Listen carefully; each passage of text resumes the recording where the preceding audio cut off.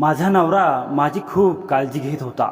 माझ्यासाठी महागड्या गोष्टी घेऊन येत होता, पण त्याची एवढी लायकी नव्हती. मी खूप हैराण होऊन जात होते की तो हे सगळं कुठून घेऊन येत होता. पण तो एक काम खूप विचित्र करायचा, मला खूप खुश करायचा. माझ्या आवडीच्या गोष्टी आणि खायला घेऊन यायचा, पण स्वतः रात्री दुसऱ्या खोलीत जाऊन झोपायचा. मी हैराण होत होते की जर याला माझी एवढी काळजी आहे, माझ्यासाठी एवढ्या चांगल्या गोष्टी घेऊन येतो, मग त्याला माझ्याशी रस का नाही? तो माझ्याजवळ का बसत नव्हता? माझ्याशी का बोलत नव्हता? माझ्यासोबत त्याचे वागणे नॉर्मल का नव्हते? म्हणून एका रात्री त्याच्या येण्याच्या आधीच मी त्या दुसऱ्या खोलीत लपून बसले. म्हणजे जेव्हा तो इथे येईल तेव्हा मला कळेल की तो या खोलीत रात्री का येतो, माझ्याजवळ का येत नाही. त्या रात्री मी माझ्या नवऱ्याला असे काही करताना पाहिले की मी माझ्या कानावर हात लावला. माझे नाव आरोही आहे. मी खूप जास्त सुंदर होते. माझ्या सुलक्षणा वहिनीला माझ्या सुंदरतेचा खूप तिरस्कार होता. ती कायम म्हणायची की एक दिवस तुझी ही सुंदरता मातीमोल होऊन जाईल. मी म्हणायचे, वहिनी, देवाला तरी घाबरा, मी तुझे काय बिघडवले आहे? माझी आई सौंदर्याबाई जिवंत होती, पण माझे बाबा या जगात नव्हते. पण जोपर्यंत आई होती तोपर्यंत त्या घरात माझा हुकूम चालत होता. माझा भाऊ संजय सुद्धा माझा तिरस्कार करत होता. तो म्हणत होता की तू माझ्या बायकोसोबत वाद घालू नकोस. थोडीफार मी सुद्धा हट्टी होते, कारण मला चुकीचे काही सहन होत नव्हते. जर माझी सुलक्षणा वहिनी माझ्या आईला जेवण जेवायला देत नसेल किंवा खराब अन्न देत असेल तर मला सुद्धा खूप राग येणारच ना. एक दिवस वहिनीने माझ्या आईला माझ्यासमोरच खराब अन्न खायला दिले. माझी आई पहिल्यापासून BP आणि शुगरची पेशंट होती. मी वहिनीला म्हणाले, माझ्या आईची तब्येत खराब असते. तुला जर तिचे जेवण बनवता येत नसेल तर मला सांगायचं होतं. खराब अन्न देऊन माझ्या आईला मारायची टपली आहेस का? या गोष्टीवर माझ्या दोघींची खूप भांडणं झाली. माझ्या भावाने संजयने त्याच्या बायकोची साथ दिली आणि तो म्हणाला, तुला एक दिवस मी असा सरळ करेन की कायम तुला लक्षात ठेवील. तू लहान आहेस तर लहान राहा. मोठ्या वहिनीशी असे बोलून तुला शोभत नाही. मी म्हणाले, दादा, गोष्टी लहान किंवा मोठी असल्याची नाही. ही वहिनी जर काही चुकीचे करत असेल तर मी नक्की बोलणार. त्या रात्री खरंच माझ्या आईची तब्येत इतकी बिघडली की ती हॉस्पिटलमध्ये पोहोचली आणि 4 दिवस आजारी राहून ती या जगाला सोडून गेली. मला खूप जास्त त्रास झाला होता. थोडेफार नातेवाईक होते, पण ते सगळेजण माझ्या आईचे सासरीच होते, त्यामुळे त्यांना इतके जास्त दुःख झाले नाही. त्यांनी थोडेफार माझे सांत्वन केले आणि निघून गेले. आता घरात फक्त माझा भाऊ संजय, वहिनी सुलक्षणा आणि मीच होते. एका रात्री माझा भाऊ माझ्या खोलीत आला. मला वाटले की आता तो मला म्हणेल, आता आई या जगात नाही, त्यामुळे तू काहीच काळजी करू नकोस. तुझा भाऊ अजून जिवंत आहे. कोणत्या गोष्टीची गरज पडली तर मला सांग. पण माझा भाऊ असं न म्हणता मला म्हणाला, आता आई या जगात नाही, त्यामुळे तुझ्या लग्नाची जबाबदारी माझ्यावर आहे. पुढच्या रविवारी तुझे लग्न आहे. त्याचे हे बोलणे ऐकून मी खूप हैराण झाले. मी डोळे मोठे करून आश्चर्यचकित होऊन त्याच्याकडे पाहत होते. तेव्हा तो परत मला म्हणाला, हो, तुझे लग्न करत आहे मी. तू स्वतःच्या घरी जाशील तर चांगले होईल. माझ्या मनात आता एवढी हिंमत नव्हती की मी त्याला विचारू शकेन की माझे लग्न तू कोणासोबत लावत आहेस. मी त्याला फक्त म्हणाले, एवढं लवकर लग्न? माझा भाऊ मला म्हणाला, हो, फक्त लग्नाचा विधी आहे, कारण आईला जाऊन अजून महिनासुद्धा झाला नाही. काही स्वप्न असतील तर ती मनात दाबून टाक. तुझ्यासाठी मी तुझे लग्न धूमधडाक्यात करू शकत नाही आणि तुझ्या नवऱ्याला एखाद्या राजकुमारासारखं घोड्यावर सुद्धा घेऊन येऊ शकत नाही. एवढं बोलून माझा भाऊ तडातड माझ्या खोलीतून बाहेर निघून गेला. मी उशीत डोके ठेवून रडायला सुरुवात केली, पण नंतर मनाला समजवलं की चला, लग्न तर एक ना एक दिवस होणारच होतं. जर लग्न झालं तर ते माझे स्वतःचे घर असेल, माझ्या हक्काचे घर असेल. कोणाची गुलामी तर नाहीच करायला पडणार. या असल्या भावा किंवा वहिनीपासून माझा पिच्छा तरी सुटेल हाच विचार करून मी दिवस मोजू लागले. पण लग्नाच्या दिवशी हे पाहून हैराण झाले की माझ्या भावाने माझ्यासाठी कशा माणसाशी माझे लग्न ठरवले आहे. कदाचित यात सुद्धा माझ्या सुलक्षणा वहिनीचाच हात असेल. कारण जेव्हा कधी वहिनीची आणि माझी भांडणं होत असत तेव्हा वहिनी माझी दुश्मन होती. मला तेव्हा वाटत होतं की ही वहिनी कोणत्या ना कोणत्या दिवशी त्याचा नक्की बदला घेईल. आज तिने हेच केलं होतं. ती यामध्ये यशस्वी झाली होती. कारण माझा होणारा नवरा रोहन विचित्र अवस्थेत बसला होता. त्याला पाहून कोणीही सांगेल की तो एक नॉर्मल माणूस नाही तर एक वेडा माणूस आहे. कारण त्याने हातात कॅडबरी पकडली होती ज्याला तो हव्यासारखा खात होता. त्याचे केस विखुरले होते. कपडे त्याने नवीन घातले होते पण ते एवढे घाण झाले होते की जसे काय मातीत लोळून आला आहे. तो माझा होणारा नवरा होता. सगळ्यांना माहिती होतं की तो एक वेडा माणूस आहे. गावातल्या बायका सुद्धा आल्या होत्या. नातेवाईक तर एवढे नव्हते. त्यांनी सुद्धा मस्करी सुरू केली होती की दिशा, अरे आरोहीचा होणारा नवरा वेडा आहे. स्वतःच्या सख्या भावाने बहिणीसोबत असा अन्याय करायला नव्हता पाहिजे. एका वेड्या माणसाची इतक्या चांगल्या सुंदर मुलीचे लग्न लावून देत आहेत. आई का गेली तर भाऊ बहिणीचे आयुष्य उद्ध्वस्त करायला निघाला. त्या हे सगळं बोलत होत्या पण आता काहीच फायदा नव्हता. माझे लग्न झाले होते. आता तर पाठवण्याची वेळ आली होती. माझे डोळे अश्रूंनी दाटले होते. रडण्याची इच्छा होत होती पण मी रडू शकत नव्हते. मी जर रडले असते तर माझे अश्रू कोण पुसणार. मला माझ्या आईची खूप आठवण येत होती. माझी आई जर जिवंत असती तर माझ्यासोबत हे सर्व काहीच झाले नसते. माझ्या वहिनीनेच माझ्या भावाला भडकवले असणार. पण त्याला सुद्धा कळत नाही की आपण आपल्या बहिणीचे लग्न एका वेड्या माणसाशी करत आहोत. तो वेडा नवरा रोहन मला कसा सांभाळेल, काय खायला घालेल. आजकाल तर लोक आपल्या मुलींचे लग्न अशा मुलांशी सुद्धा करत नाही की ज्यांच्याजवळ नोकरी नसते. पण माझ्या नवऱ्याला तर अक्कल सुद्धा नव्हती. एक वेळेस माझ्या मनाने विचार केला की सासरी जाण्याचा नकार देऊ. पण त्याच्यानंतर काय झालं असतं. माझा तमाशा झाला असता.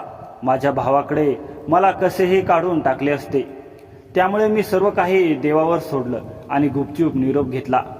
जाताना भावाने संजयने माझ्या डोक्यावर हात ठेवण्याचा प्रयत्न केला पण मी माझे डोके मागे घेतलं. तिथल्या सगळ्या लोकांनी हा प्रकार पाहिला होता. वहिनी सुलक्षणा सुद्धा मला भेटायला पुढे आली होती पण मी तिला भेटले नाही. कारण ती तर सगळ्यांसमोर म्हणाली होती, तुझे लग्न आता मी केलं आहे. जास्त नखरे दाखवू नकोस आणि आपल्या घरी चालती हो.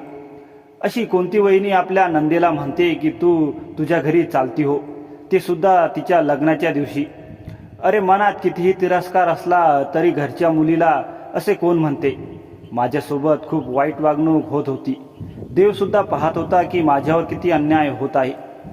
पण मला माहीत होतं की देव मला नक्की न्याय देईल. पण सध्या तरी माझी वेळ खूप वाईट दिसत होती. काहीच समजत नव्हतं. माझा नवरा रोहन वेडा होता पण त्याचे घर चांगलं होतं. 3 खोल्याचं घर होतं. तिथे त्याचा भाऊ अमोल सुद्धा होता. मला वाटलं की तो सुद्धा याच घरात राहतो. पण जेव्हा रात्र झाली तेव्हा नवऱ्याऐवजी माझा धीर अमोल खोलीत आला. मी जरा घाबरले. माझा धीर अमोल मला म्हणाला, वहिनी घाबरू नका, हे माझे स्वतःचे घर आहे. तिकडे दुसरीकडे सुद्धा माझे घर आहे जिथे माझी बायको आणि मुलं माझी वाट पाहत आहेत. आता तुम्हाला तुमच्या नवऱ्याला सांभाळायचं आहे. हे काय आहे की माझी बायको त्याच्याशी जमत नाही कारण तिच्याशी नाते संबंध चांगले नाहीत. आई वडील तर आम्हाला सुद्धा नाहीत. बस आता तुम्ही हा तुमचा नवरा आहे आणि हे घर आहे. तुम्हाला जर समजलं नाही की कोणती वस्तू कुठे आहे तेव्हा मला फोन करून विचारू शकता. जिथे भिंतीवर माझा नंबर लिहिला आहे. तुमचा नवरा तुम्हाला जास्त त्रास देत असेल तर सुद्धा तुम्ही मला बोलवू शकता. पण हे सुद्धा समजून घ्या की मी सुद्धा घर पारिवारिक माणूस आहे. माझ्या बायकोला मी इथे येणं आवडत नाही. जर तुम्हाला खूप इमर्जन्सी असेल तरच तुम्ही मला बोलवू शकता. नाहीतर स्वतःची परिस्थिती सांभाळण्याचा प्रयत्न करा. कारण तो तर आता तुमचा नवरा आहे आणि त्याच्यासोबत राहायचं आहे. मला समजू शकत होतं की आता माझं पुढचं जीवन किती वाईट होणार आहे. मी फक्त हो मध्ये मान हलवली कारण बोलू तरी काय शकत होते. तो अमोल म्हणाला, देव तुमची नक्की मदत करेल, तुम्ही टेन्शन घेऊ नका. एक दिवस सर्व काही ठीक होईल. मला माहीत होतं की तो मला धीर देत होता. पण तो परत एकदा मला म्हणाला, मी तुम्हाला सांगायचा प्रयत्न करतोय वहिनी की एक दिवस सर्व काही ठीक होईल. तुम्ही अजिबात टेन्शन घेऊ नका. माहीत नाही तो ही गोष्ट पुन्हा पुन्हा का सांगत होता, आणि ते सुद्धा एवढ्या जोर देऊन. सध्या तर मला काहीच समजत नव्हतं. मी म्हणाले, ठीक आहे. माझा नवरा रोहन दुसऱ्या खोलीत होता. मी जेव्हा त्या खोलीत गेले तेव्हा हैराण झाले. ही खोली कदाचित त्याची असेल, कारण इथले सर्व सामान अस्तव्यस्त पडले होते आणि काही तुटलेले देखील होते. पण काही खेळणीसुद्धा पडलेली होती. कदाचित त्याचं मन छोट्या मुलांसारखं होतं. त्याने माझ्याकडे पाहिलं तेव्हा मी खूप घाबरले. मला वाटलं की तो माझ्याशी काहीतरी बोलेल, काहीतरी करेल किंवा काहीतरी काम सांगेल, पण त्याने असे काहीही केलं नाही. मी गुपचाप जाऊन माझ्या खोलीत झोपले. माझं मन तर म्हणत होतं की आत दरवाजाला कडी लावून येऊ, पण मी असे केले नाही. मला विचित्र वाटत होतं, पण इतकी शांतता झोप मला कधीच लागली नव्हती. जेव्हा सकाळी डोळे उघडले तेव्हा मी हैराण झाले, कारण समोर तर माझा नवरा रोहन बसला होता. त्याला पाहून मी घाबरले. माझे डोळे उघडे ते उघडेच राहिले, कारण टेबलावर नाश्ता होता. नाश्ता तर बाहेरून आलेला दिसत होता. मी त्याच्याकडे पाहिले आणि आजूबाजूला पाहिले. मला वाटलं कदाचित त्याचा भाऊ अमोल आला असेल आणि नाश्ता आणला असेल, पण घरात कोणीच नव्हतं. बाहेरचा दरवाजासुद्धा बंद होता, कारण रात्री मी स्वतः कडी लावली होती. माझा नवरा रोहन मला म्हणाला, नाश्ता करून घे, आणि तो सुद्धा नाश्ता करू लागला. मी हे सर्व पाहून हैराण झाले होते, कारण त्याला एवढं माहीत होतं की आमचं लग्न झालं आहे आणि बाहेरून नाश्ता मागवायचा आहे. मग हा वेळा कसा? पण नंतर त्याने विचित्र गाणी म्हणायला सुरुवात केली, जी गाणी कोणत्या तरी कार्टूनची वाटत होती. मग मला समजले की हे त्याचं नॉर्मल वागणं आहे. कदाचित त्याला सुद्धा भूक लागली असेल. त्याच्याजवळ थोडीफार पैसे असतील. एवढं काम तर एक छोटा मुलगा सुद्धा करू शकतो. असो, मी नाश्ता केला. त्यानंतर मी घर साफ करायला घेतलं. मी हे सुद्धा विचारायला विसरले की हे घर कसे चालतं, घर खर्च कसा चालतो. पण सध्या तरी घरात गरजेच्या सर्व वस्तू पडल्या होत्या. मी त्याच्या भावाला अमोलला फोन केला, पण फोन लागत नव्हता.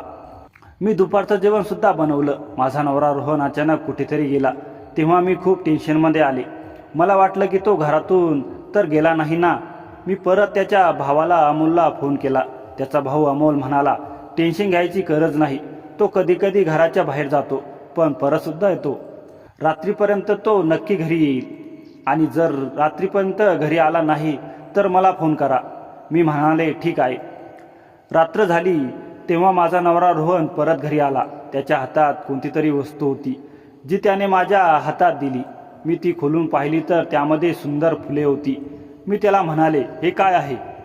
तेव्हा तो म्हणाला, मी तुझ्यासाठी घेऊन आलो आहे. मी हे ऐकून हैराण झाले होते. त्याने माझ्याजवळ ठेवलं आणि स्वतः दुसऱ्या खोलीत गेला. मी थोडा वेळ पाहिलं तर ती खोली आतून लॉक होती. त्या घरात माझे दिवस चांगले चालले होते. जसा मी विचार केला होता तसे काहीच होत नव्हते. उलट सगळं काही चांगलं होत होतं. माझा नवरा रोहन माझ्यासाठी रोज ना रोज कोणती ना कोणती वस्तू घेऊन येत होता. माहीत नाही त्याच्याकडे पैसे कुठून येत होते. घरात सुद्धा प्रत्येक गरजेची वस्तू हजर होती. जेव्हा घरात सामान संपू लागले तेव्हा त्याचा भाऊ अमोल आला आणि त्याने मला 40,000 रुपये दिले. मी त्याला म्हणाले, हे घर सुद्धा तुम्ही चालवता का? तेव्हा त्याचा भाऊ अमोल म्हणाला, नाही, असं काही नाही. खरं तर आमच्या दोघा भावांना तुम्हाला दर महिन्याला 30 ते 40,000 रुपये मिळत जाईल. आज 1 तारीख आहे, तर मी तुम्हाला पैसे देऊन गेलो. मी म्हणालो, ठीक आहे. मी घरात किराणा सामान भरलं. त्या घरात टीव्ही होता, AC सुद्धा होता, सगळं काही होतं. एक दिवस माझ्या माहेरी माझा भाऊ संजय आणि वहिनी सुलक्षणा फिरता आले. त्यांना तर माहीत होतं की त्यांना माझे लग्न एका वेड्या माणसाशी केलं आहे. मला माहीत होतं की ते मला पाहायला आले असतील की माझे काय हाल चालले आहेत, मी कोणत्या त्रासात आहे. पण जेव्हा त्यांनी मला पाहिलं तेव्हा ते हैराण झाले होते. मी महागडा नवीन ड्रेस घातला होता. माझी वहिनी सुलक्षणा विचारू लागली, हा नवीन ड्रेस कुठून आला? या लोकांनी तर तुला फक्त 4 ड्रेस घेतले होते आणि आम्ही सुद्धा तुझ्यासाठी काहीच घेतलं नव्हतं. मी म्हणाले, माझ्या नवऱ्याने मला आणून दिला आहे. नंतर वहिनी मला हसून म्हणाली, तुझ्या नवऱ्याला तर तोंड हात पाय सुद्धा धुता येत नाही, तर तुझ्यासाठी एवढा महागडा ड्रेस कसा काय घेऊन देईल? मी म्हणाले, तुम्हाला कोण म्हटलं माझ्या नवऱ्याला हातपाय धुता येत नाही? हे बघा, मी तुम्हाला दाखवते त्याने माझ्यासाठी काय काय आणलं आहे. जेव्हा मी माझ्या वहिनीला माझ्या नवऱ्याने आणलेल्या सर्व वस्तू दाखवल्या तेव्हा ती खूप हैराण झाली होती. ती म्हणाली, तो हे सगळं काही कुठून घेऊन येतो? चोरी तर नाही ना करत? मी म्हणाले, या गोष्टी चोरीच्या नाहीत, या गोष्टी बिलकुल नवीन आहेत. मग चोरीच्या कशा? पण वहिनी हे मानायला तयार नव्हती. तिचं तर असं झालं होतं की तिचा तीर निशाणावर लागत नव्हता. जसे काही तिची इच्छा माझ्याशी काहीतरी वाईट करण्याची होती, पण वाईट काहीच होत नव्हतं. तेव्हा मी खूप टेन्शनमध्ये आले होते. असो, मी सुद्धा गर्वाने वहिनीला सर्व वस्तू दाखवल्या होत्या आणि मी खूप खुशसुद्धा झाले होते. माझी वहिनी सुलक्षणा मला म्हणाली, हे बघ, आम्ही घाई गडबडीत येऊन चुकीचा निर्णय घेतला आणि तुझे लग्न दिलं, पण तू तर खूप खुश वाटत आहेस. मी माझ्या भावाला संजयला सुद्धा सांगितलं होतं की तुम्ही कोणत्याही चुकीचा निर्णय घेतला नाही. खरंच मी या घरात खूप खुश आहे.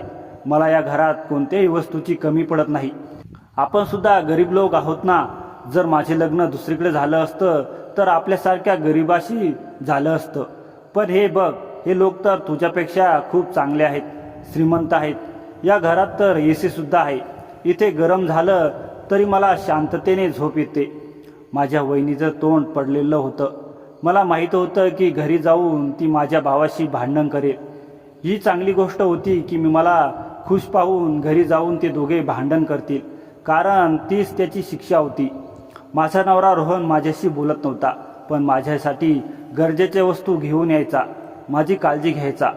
एके दिवशी मी घरात काहीतरी काम करत होते तेव्हा माझ्या पायाला काहीतरी लागून जखम झाली. तेव्हा माझ्या नवऱ्याने लगेच पायाला पट्टी बांधली. पण रात्र होताच तो दुसऱ्या खोलीत निघून जात होता आणि आतून लॉक करून घेत होता. मला खूप टेन्शन येत होतं की हा नक्की मामला काय आहे, हे प्रकरण काय आहे. मला त्याच्याशी बोलायचं होतं, त्याला विचारायचं होतं. मी चित्रपटांमध्ये, ड्राम्यामध्ये पाहिलं होतं की वेडा माणूस प्रेमाने ठीक होऊ जातो आणि कदाचित मी त्याला ठीक करू शकेन. आणि तो जर ठीक झाला तर तो या जगात सगळ्यात चांगला माणूस ठरेल. कारण दिसायला तर तो सुंदर होता, तरुण होता, पैशांची सुद्धा त्याच्याकडे कमी नव्हती, घरसुद्धा स्वतःच होतं. जर असे झालं तर माझं पूर्ण आयुष्य सेट झालं असतं. पण तो माझ्याशी बोलतच नव्हता. माझी एक मैत्रीण प्रिया वेड्यांची डॉक्टर होती. तिने मला एकदा सांगितलं होतं की अशा लोकांशी खूप प्रेमाने, आपुलकीने बोलायचं असतं. त्यांना प्रेमाची खूप गरज असते आणि जर एखादा माणूस त्याची खूप काळजी घेत असेल तर ते त्याच्यावर खूप प्रेम करतात, अगदी सामान्य माणसापेक्षाही जास्त. पण इथे तर प्रकरण उलटं होतं. मला हळूहळू समजू लागलं होतं की जे काही प्रकरण आहे त्याचा संबंध त्या खोलीशी नक्की आहे, कारण माझा नवरा रोहन त्या खोलीत जात होता. त्यामुळे मी विचार करून ठेवला होता की मला माहिती करून घ्यावी लागेल की त्या खोलीत नक्की काय आहे, तो त्या खोलीत जाऊन काय करतो. मी एक वेळेस त्या खोलीत गेले होते, पण तिथे असे काहीच नव्हतं. माझ्या वहिनीने, सुलक्षणाने लोकांना सांगायला सुरुवात केली होती की माझे लग्न एका वेड्याशी झालं आहे. पण मी खूप खुश होते. तिच्या तोंडून असे निघून गेलं असेल, पण तिचं हे बोलणं माझ्यापर्यंत पोचलं होतं, कारण आमचं गाव एकच होतं. मी म्हणत होते की हो, देवाची कृपा आहे की मी खूप खुश आहे. माझ्याजवळ सर्व काही आहे. माझ्याजवळ पैसेसुद्धा होते. घराची सर्व जबाबदारी माझ्यावर होती. घरातील सर्व व्यवहार मीच पाहत होते. माझा नवरा रोहन माझी काळजी घेत होता आणि रोज माझ्यासाठी कोणती ना कोणती गोष्ट घेऊन येत होता. तो कुठे जात होता मला माहीत नाही. एका वेळेस मी त्याच्या पाठीमागे गेले होते, पण मला रस्त्याचं काहीच माहीत नव्हतं. वाटत होतं की मी रस्ता चुकेन, म्हणून मी परत घरी आले. तो माझ्या डोळ्यासमोरून माहीत नाही कुठे गायब झाला. त्याला रस्ते चांगले माहीत होते. कदाचित कोणत्या तरी बागेत मुलांशी खेळत असेल, कारण त्याच्याजवळ खूप सारी खेळणी होती. त्यामुळे मी या गोष्टीकडे जास्त लक्ष दिलं नाही. पण मला त्या खोलीत नक्की काय आहे याची माहिती करून घ्यायची होती. तो त्या खोलीत आत लॉक करून काय करतो हे मला माहिती करून घ्यायचं होतं. तो बाहेर जाताना सुद्धा त्या खोलीला कुलूप लावायचा. म्हणून एक दिवस मी चाबी गायब केली आणि कुलूप खुलं ठेवलं होतं. त्याला चाबी मिळाली नाही, म्हणून तो कुलूप न लावता बाहेर गेला होता. माझा प्लान होता की मी पाहिले त्या खोलीत लपून बसेन. आणि जेव्हा तो खोलीत येईल तेव्हा मला माहिती पडेल की तो नक्की काय करतो. पण जसा तो घरी आला तेव्हा तो मला शोधत होता. माझ्याशी तो थोडाफार बोलत देखील होता. त्याला माझं नावसुद्धा लक्षात होतं. तो मला माझ्या नावाने हाक देऊ लागला. कधीकधी त्याला पाहून मला खूप दुःख होत होतं की ते सुद्धा कोणाचं तरी मूल आहे. किती सुंदर आणि तरुण आहे. आणि त्याच्याशी माहीत नाही काय झालं की तो वेडा झाला. नक्की तो जन्मतः वेडा नव्हता, कारण म्हणतात की अशा लोकांचं वय कमी नसतं. कदाचित त्याच्याशी काहीतरी वाईट घडलं असेल. मी त्याच्या भावाला अनमोलला सुद्धा विचारायचा प्रयत्न केला होता, परंतु त्याने मला काही सांगितलं नाही. म्हणाला होता, वेळोवेळी तुम्हाला सर्व काही माहीत पडेल. असे काय प्रकरण होतं की ते मला वेळोवेळी सांगणार होते. मला माझ्या नवऱ्याचे जुने फोटो मिळाले होते. ते चेहऱ्यावरून खूप रागीट किंवा हट्टी स्वभावाचा वाटत होता. असे वाटत होतं की तो पूर्ण खानदानीशी सगळ्यात सुंदर मुलगा होता. मग तो अशा परिस्थितीत कसा काय पोहोचला? त्याला कोणाचा शाप तर नव्हता लागला ना? मनात असे उलटे सुलटे विचार प्रश्न येत होते. आज तर मला माहिती पडणार होतं की नक्की काय आहे. मग मी विचार केला असता की मला पुढे काय करायचं आहे. माझा नवरा रोहन माझ्यासाठी परत कोणती तरी वस्तू घेऊन आला होता. माझ्या खोलीत गेला होता, पण मी खोलीत नव्हते. ती वस्तू तिथे ठेवून तो नंतर त्याच्या खोलीत आला, जिथे मी लपून होते. त्याने आतून दरवाजाला लॉक लावला होता आणि खुर्चीवर डोके पकडून बसला होता. मी पडद्यामागून त्याला पाहत होते. त्याला अंदाजसुद्धा नव्हता की मी खोलीत आहे. तो डोक्याला अशा अंदाजात पकडून बसला होता, असे वाटत होतं जसे काय मोठा माणूस काहीतरी मोठा विचार करत आहे. त्याच्या चेहऱ्यावर अचानक वेड्यासारखे हावभाव गायब झाले होते. आता मला इथून पुढे काहीतरी गडबड वाटत होती. कोणती तरी गोष्ट नक्की होती जी नॉर्मल नव्हती. थोड्या वेळानंतर त्याने पॉकेटमधून मोठा मोबाईल बाहेर काढला. मी तो मोबाईल पाहून हैराण झाले की एवढा मोठा मोबाईल त्याच्याजवळ कुठून आला. आणि मोबाईलसुद्धा ठीकठाक होता, तुटलासुद्धा नव्हता, कारण त्याच्या सर्वच वस्तू तुटलेल्या होत्या. नंतर तो फोनवर कोणाशी तरी बोलू लागला आणि जेव्हा त्याने बोलायला सुरुवात केली तेव्हा माझी हालत एवढी खराब झाली की मी हैराण झाले होते. कारण तो एखाद्या समजदार माणसासारखा बोलत होता आणि म्हणत होता, हे बघा, मी तुमच्याशी पहिली डील केली होती. तुम्ही हे पैसे बिझनेसमध्ये लावले तर ते माझे नशीब असेल की मला किती पैसे भेटतील. मला त्याचे हे बोलणे ऐकून खूप आश्चर्य वाटले होते की माझा नवरा रोहन, जो जगासमोर वेडा बनला आहे, तो इथे बसून बिझनेसची डील करतो आहे. मग जगासमोर तो वेडा असल्याचं नाटक का करत होता? या बायकोला तरी सर्व काही सांगू शकत होता ना. मी म्हटलं होतं की त्याच्यासमोर जाऊन आणि त्याला जाब विचारू, पण नंतर विचार केला की प्रथम तो अजून पुढे काय करतो ते पाहू. नंतर थोड्या वेळानंतर त्याने त्याच्या पॉकेटमधून खूप सारे पैसे बाहेर काढले आणि नंतर त्याला एका साईडलाईनला म्हणत होता, घाईघाईने निर्णय घेऊ नकोस. मग माझा नवरा रोहन म्हणाला, घाई कशाला? माझ्या लग्नाला आता 4 महिने होत आले आहे. जेव्हा माझे नाव घेतले गेले तेव्हा मी समोर आले. मला पाहून तो हैराण झाला. त्याचे तोंड उघडेचे उघडेच राहिले आणि फोन एका हातात राहिला. मी म्हणाले, मला माहिती नाही, मला आपोआप कळलं आहे. मला सांगा की नक्की काय गोष्ट आहे. नंतर त्याने मला अशी गोष्ट सांगितली की ती ऐकून मी हैराण झाले.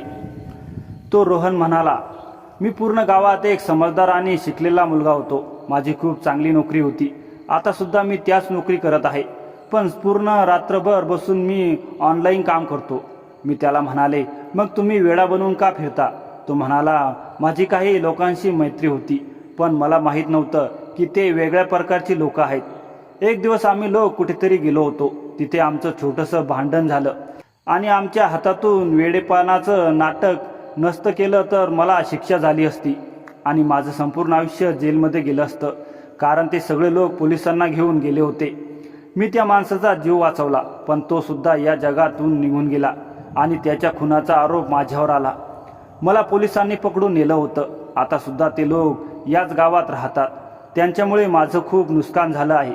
त्यामुळे मी वेडेपणाचं नाटक करतो. पण आता असं कळलं आहे की त्यांनी आपले घर विकून टाकलं आहे आणि 1 महिन्यानंतर ते इथून कायमची निघून जाणार आहेत आणि बस त्यानंतर मी माझ्या पद्धतीने आयुष्य जगू शकतो.